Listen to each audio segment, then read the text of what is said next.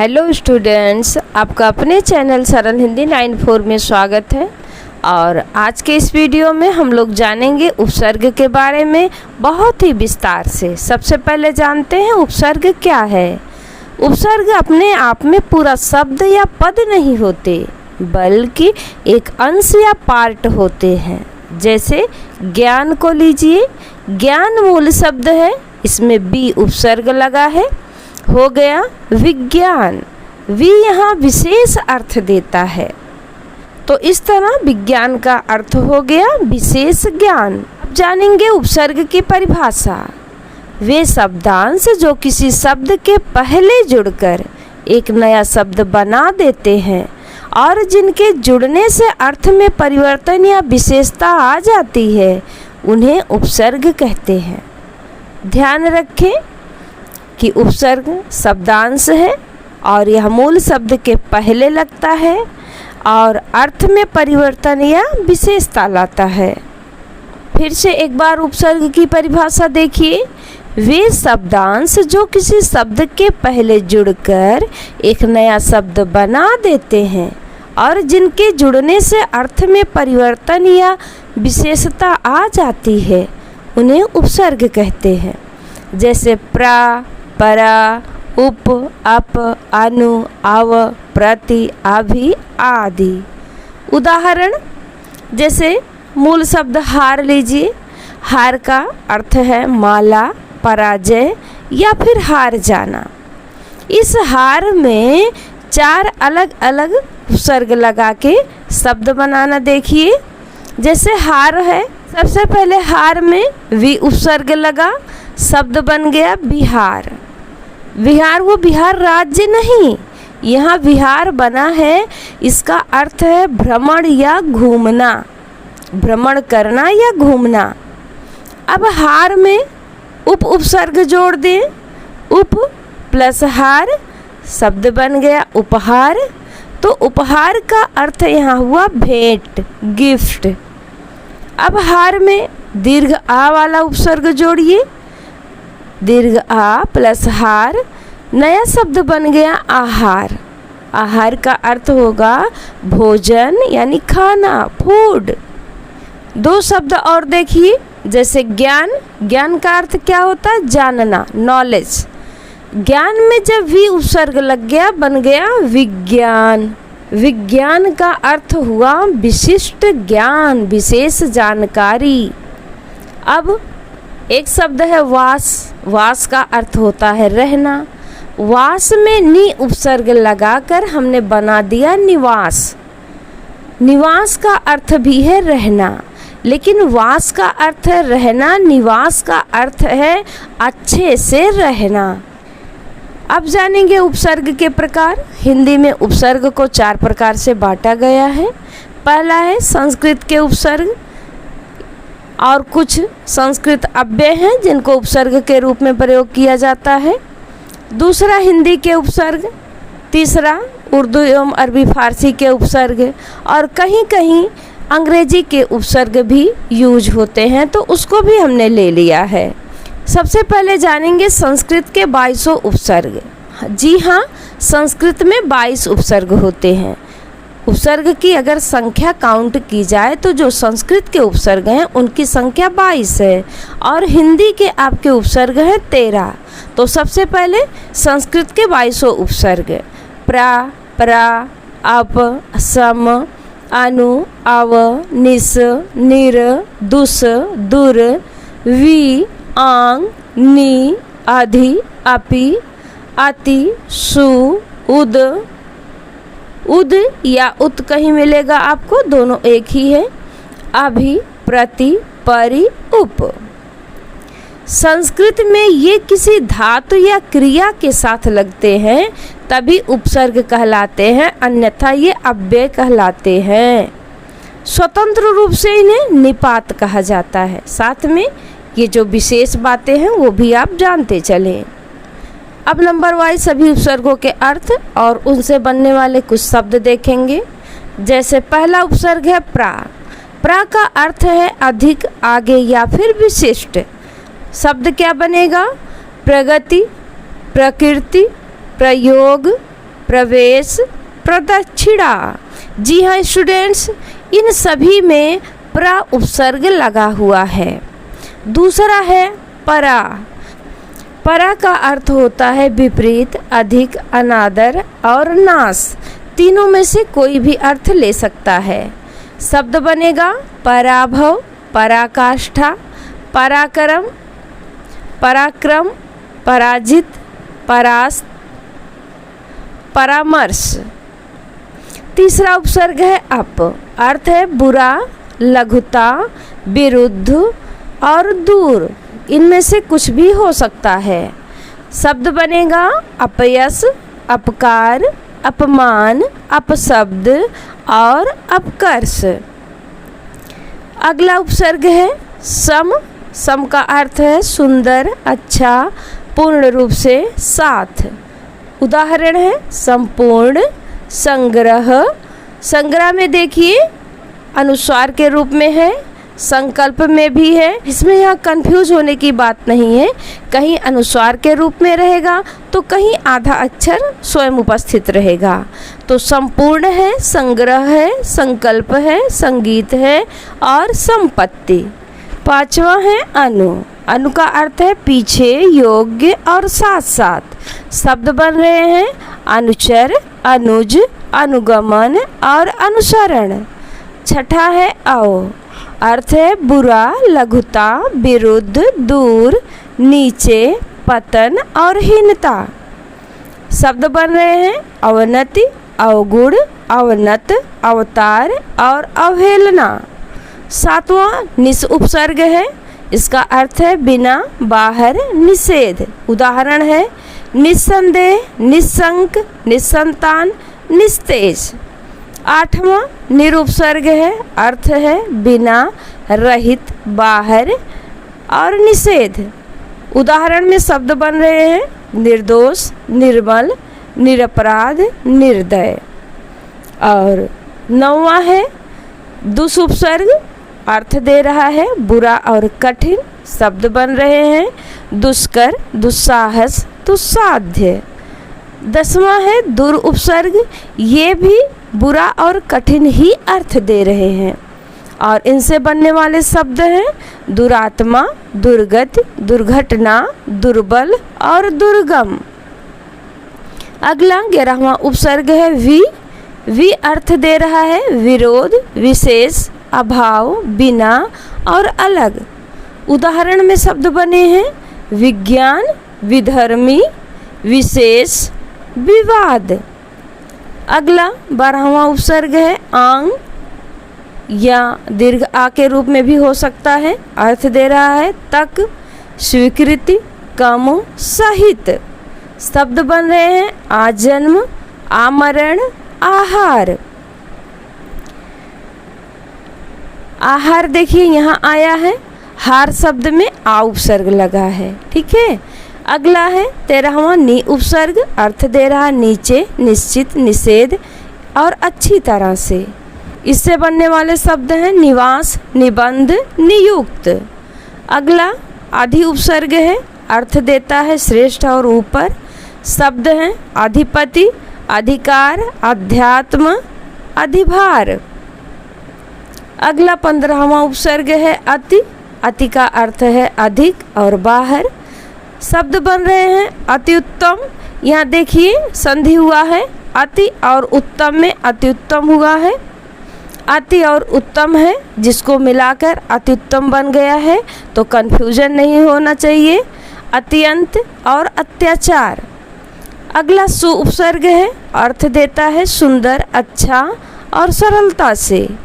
शब्द बन रहे हैं सूक्त, सुगंध, सुमन, स्वागत, सुलभ। अगला उत या उद के नाम से हो सकता है। अर्थ दे रहा है उत्कर्ष, ऊपर और विपरीत। शब्द बन रहे हैं उत्तम, उत्साह, उद्धार, उत्पत्ति। 18वां है अभि उपसर्ग। अर्थ दे रहा है और, सामने, निकटता। शब्द बन रहे हैं अभिमान, अभियुक्त, अभिवादन, अभियान। अगला उपसर्ग नंबर 20 है प्रति उपसर्ग है। अर्थ दे रहा है विपरीत, की ओर, हर एक, सामने। उदाहरण में शब्द बने हैं प्रतिदिन, प्रतिकार, प्रत्युत्तर, यहाँ भी संधि हुआ है, प्रतिधन उत्तर, प्रत्यक्ष, प्रतिध्वनि। अगला है परि। परि का अर्थ होता है चारों ओर, अच्छी तरह और पूर्णता। शब्द बन रहे हैं परिक्रमा, परिस्थिति, परिश्रम, परिजन, परित्राण।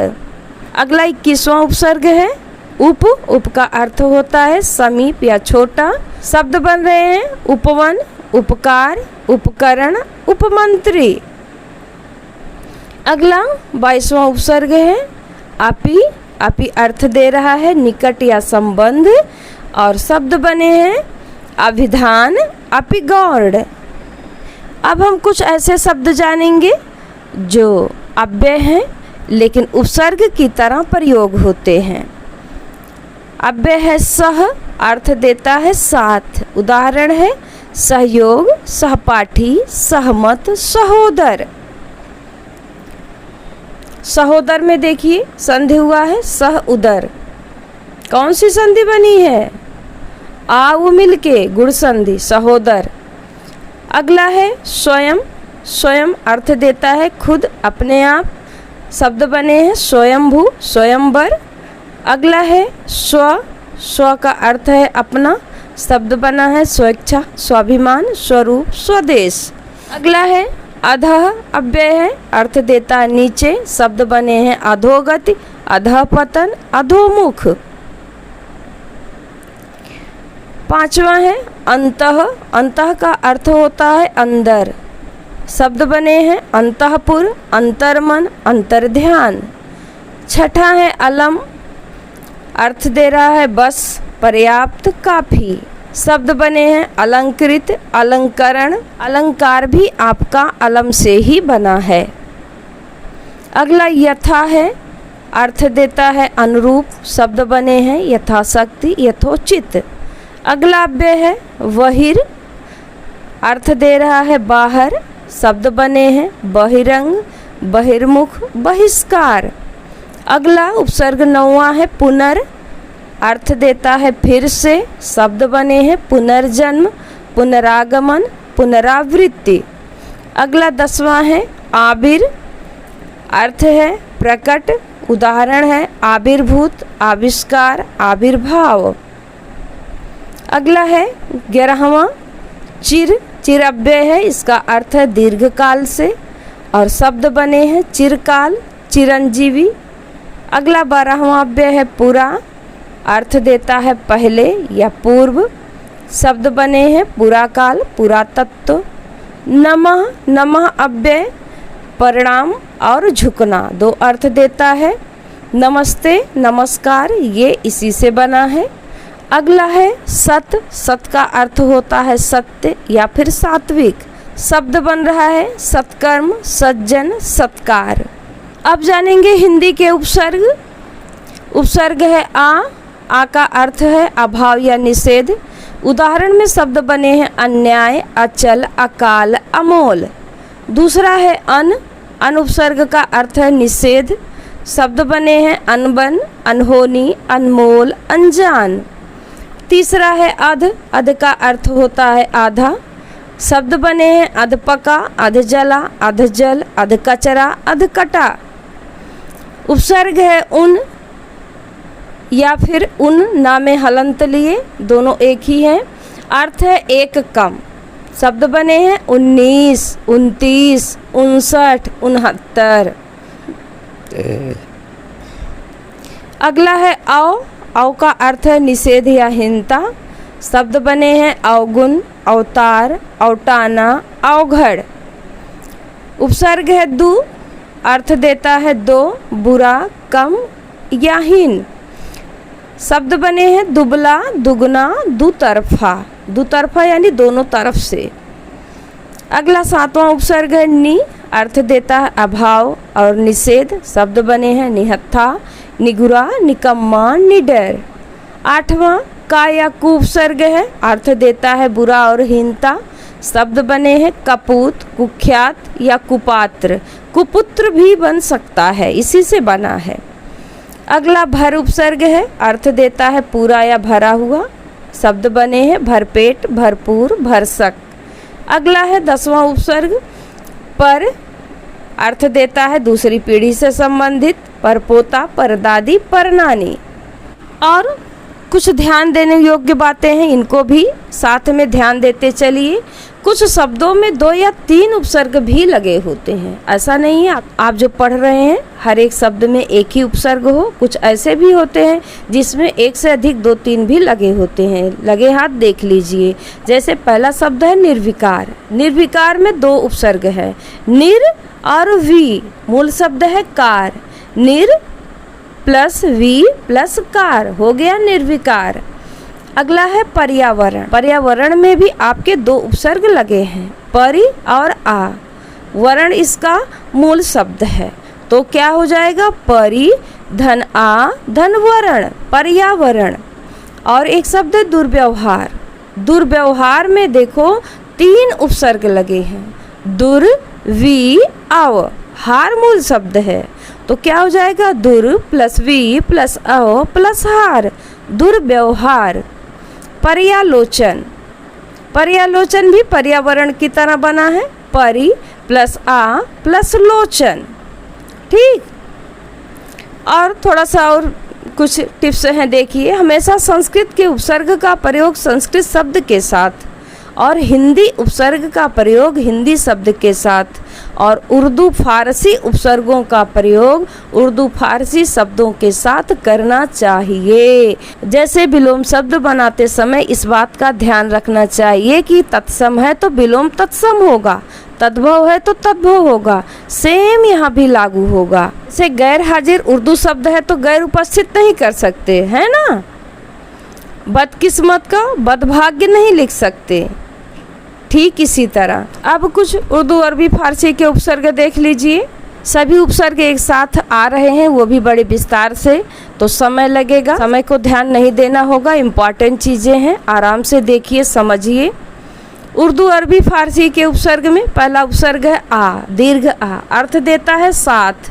उदाहरण है आगाह, आवारा। दूसरा है बा, अर्थ दे रहा है साथ सहित वाला, पूर्ण। शब्द बने हैं बाकायदा, बाइज्जत, बाअदब। अगला है बे। बे उपसर्ग का अर्थ होता है बिना या बगैर। शब्द बने हैं बेईमान, बेअक्ल, बेइज्जत, बेवफा। अगला उपसर्ग है कम, अर्थ देता है थोड़ा या हीन। उदाहरण में शब्द बने हैं कम सिन, कम अक्ल, कमजोर, कम उम्र। अगला उपसर्ग है खुश, अर्थ है अच्छा। शब्द बने हैं खुशबू, खुशमिजाज, खुशकिस्मत, खुशहाल। अगला है दर, अर्थ देता है में। शब्द बने हैं दरकिनार, दरमियान, दरअसल। अगला उपसर्ग है ना, अर्थ देता है नहीं और अभाव।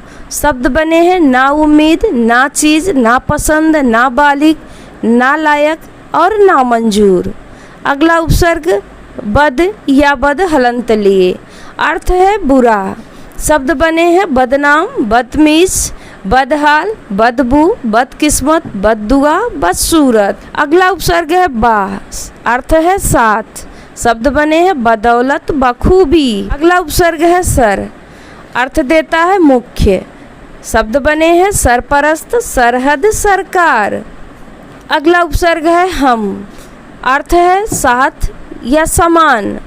उदाहरण में शब्द बने हैं हम सफ़र, हम उम्र, हम दर्द, हम राही, हम राज। अगला है हर, अर्थ देता है प्रत्येक। शब्द बने हैं हर रोज, हर वक्त, हर तरफ। और अगला उपसर्ग है बर। बर अर्थ देता है बाहर, ऊपर। शब्द बने हैं बर्खास्त, बरखुरदार। अगला है गैर। गैर उपसर्ग का अर्थ है विपरीत, विरुद्ध। शब्द बने हैं गैर कानूनी, गैर मुमकिन, गैर हाजिर, गैर सरकारी। अगला है उपसर्ग अल, अर्थ देता है निश्चित और यह कि। शब्द बने हैं अलबत्ता, अलमस्त। इसी के साथ ही कुछ अंग्रेजी उपसर्गों का भी प्रयोग होता है, उसको भी जान लें। जैसे अंग्रेजी का उपसर्ग है डबल। डबल अर्थ देता है दुगना या दोहरा। उदाहरण है डबल रोटी। अगला उपसर्ग है डिप्टी, अर्थ देता है उप। शब्द बने हैं डिप्टी कमिश्नर, डिप्टी साहब। अगला उपसर्ग है फुल। फुल का अर्थ होता है पूरा। उदाहरण में शब्द बने हैं फुल बाजू, फुल कुर्ता, फुल पैंट। अगला उपसर्ग है हाफ। हाफ का अर्थ होता है आधा। शब्द बने हैं हाफ पैंट, हाफ कमीज। अगला उपसर्ग है हेड। हेड का अर्थ होता है प्रधान। हेड मास्टर, हेड क्लर्क शब्द बने हैं। अगला उपसर्ग है सब। सब का अर्थ होता है छोटा या फिर अवर। शब्द बने हैं सब इंस्पेक्टर, सब अफसर। तो स्टूडेंट्स, इस वीडियो में उपसर्ग आपको विस्तार से जानने को मिला और हिंदी में कितने टाइप के उपसर्ग होते हैं ये भी आप लोगों ने जाना। तो हमें नहीं लगता कि उपसर्ग में और कुछ बचा है। अब ये वीडियो थोड़ा लेंदी हो गया है। अगले वीडियो में अभ्यास के लिए शब्दों को लेकर हम आएंगे, उसके लिए आप लोग इंतज़ार करिए। और हाँ, एक्सरसाइज करते रहिए, क्योंकि व्याकरण का जितना एक्सरसाइज करेंगे उतना ही आपका मजबूत होगा। ये रटने वाली चीज़ नहीं है, समझने वाली चीज़ है। Thank you.